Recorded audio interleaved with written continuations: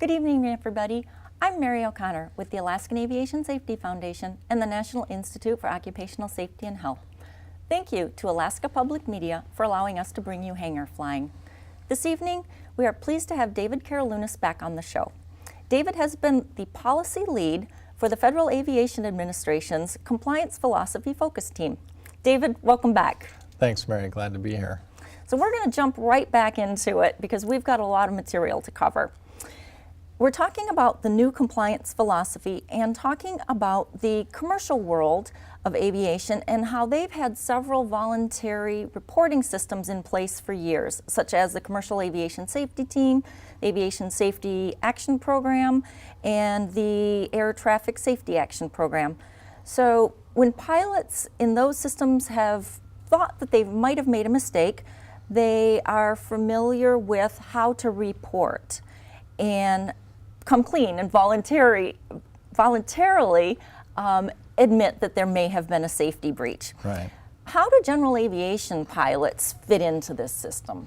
That's a good question. So a lot of what we've done with the compliance philosophy has built on the Aviation Safety Action Program, or ASAP program, for employees of commercial operators and carriers, and the Voluntary Disclosure Reporting Program, which is for the companies involved. There is no similar system for the recreational or general aviation pilot. NASA has the Aviation Safety Reporting System, or ASRS, which is a way to share information on things that didn't go according to plan but is not administered by the FAA. So if you're involved in some sort of mishap that doesn't come to the FAA's attention, there's no specific program to report that to the FAA. But if the FAA contacts you, the compliance philosophy takes a lot of the same concepts of laying out what happened, looking at the facts and circumstances, and trying to resolve and get to a fix like the Voluntary Disclosure or Aviation Safety Action Programs do.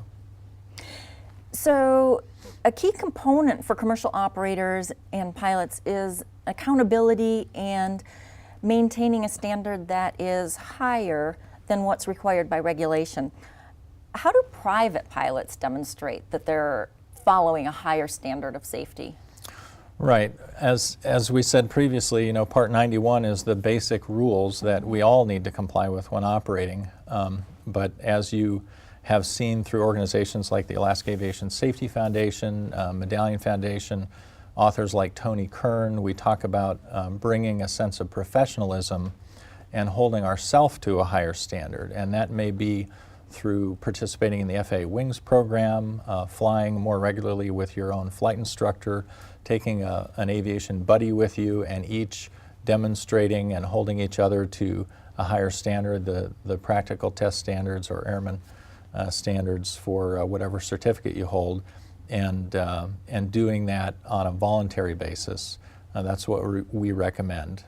But compliance philosophy really comes into play in problem solving around an event, and we would hope that if folks operate to that higher standard and participate in those programs, we'd have less interaction over those negative events, right? Sure, but say an event does occur. What should a pilot do to make sure that they are being treated under the new compliance philosophy when they deal with the FAA? Sure. Well, it's a requirement for all of our flight standards inspectors to use the compliance philosophy as the starting point for any type of investigative process. So that's what we're doing right out of the gate for any kind of event.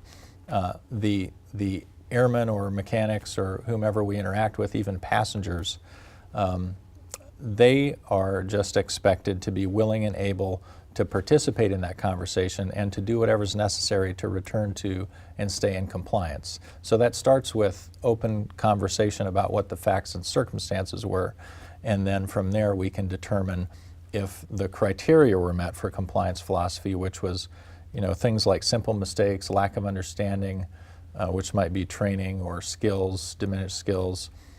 Those kinds of things are to be addressed with compliance philosophy. So the intentional reckless behavior, inappropriate risk-taking, or disregard for safety will immediately knock an airman out of this program. Right. Reckless reckless behavior, intentional behavior is required to be addressed with enforcement action. But I do want to stress that it's about the behavior. It's not about the severity of the outcome. You know, we used to have this severity bias both inside and outside the FAA, where we would react more strongly to things that had, say, fatalities or serious injuries versus maybe no injuries or no bent metal. But it's really the underlying behavior that led to that event that we want to address with training if we can, or education, and ensure that that kind of thing won't repeat itself again. Okay, well, that's helpful to know. Thank you so much for being here. We will look forward to having you back on our program, and we're going to pick up this conversation next time. Thanks, Mary. Thank you, David. Ladies and gentlemen, we thank you for watching Hangar Flying, and we hope you'll join us next time. Until then, fly safely.